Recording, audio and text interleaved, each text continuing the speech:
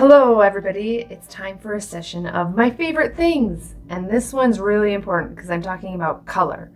So if you want to be a watercolor artist, you need to know what colors to get. And I will tell you which ones. All right, I'm going to say this. It is always acceptable to buy trays. A lot of artists prefer to only buy tubes. I don't think that's necessary. I feel like trays last a really long time. So if you get a tray that has about 24 colors, almost all the colors I'm going to talk about, they will be included in your tray. But if you want to supplement with extra colors, I'm going to go through each color of the rainbow and tell you which ones are the good ones to buy that you'll use a lot. First, we'll start with our reds. There is a best red. Everybody knows it's the best red, and it is called cadmium red. The problem is that cadmium is a wee bit poisonous, but as long as you're not eating it and like smearing it all over your body, I think you're going to be just fine. But sometimes you have to hunt for it because some places don't like to sell it because it's a wee bit poisonous. Oil paints, I wear gloves when I do it and I'm more careful, but watercolor doesn't really get in my hands, so I'm fine with it. So let's see that nice, vibrant red from that cadmium. Any other red isn't going to be that pungent, and that's nice. They often end up a little bit deeper. So cadmium red, thumbs up. This isn't actually red, but it's an important color. This one is called Permanent Rose, and it's a lovely pink. It's the only pink that I actually like painting with. This pink is nice on its own. It has a lovely tone to it. But more importantly, it mixes so nicely with other colors. If you mix this with yellow, it makes the perfect sunsetty orange. If you mix it with ultramarine blue, it makes a beautiful purple. So this is a good mixing one to have on hand. Next up, yellows. We have a cadmium yellow. Same rule applies. It's a wee bit poisonous, but just don't eat it. Don't feed it to your kids. Don't paint it on your body. It's the best yellow there is. It's deep. It has a little touch of orange to it, and you're gonna love it. The other yellow that I like to have is more like a gold. So anytime I'm painting something, nature, an animal, I end up using this, and it is called yellow ochre. Really enjoy having that gold. For oranges, I don't like oranges out of the tube. I never have.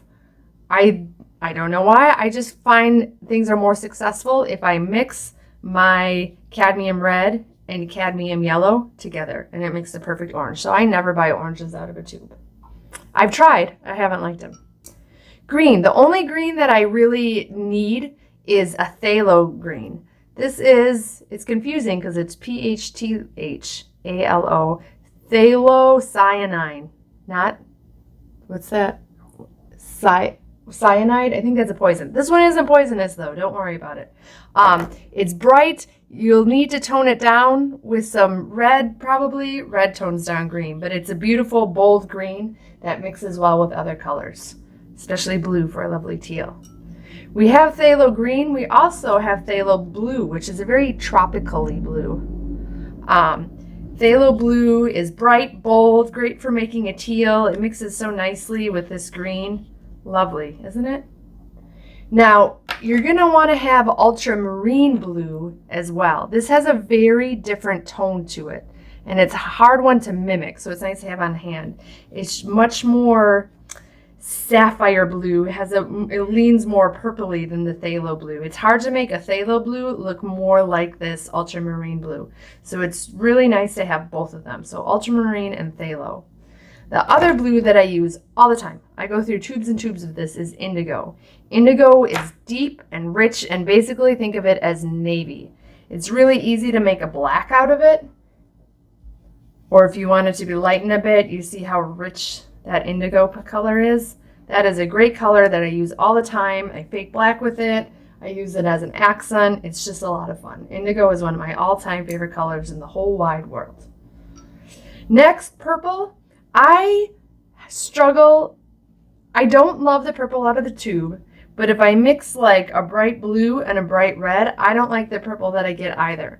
What I do is I take this permanent magenta, not like permanent rose, but it's a permanent magenta, and it is like a red violet color. And if I take a little bit of that ultramarine blue that I just showed you and mix it, it makes a perfect purple, just perfect. So to make purple, I mix permanent magenta with a bit of ultramarine blue right here, and I just love it.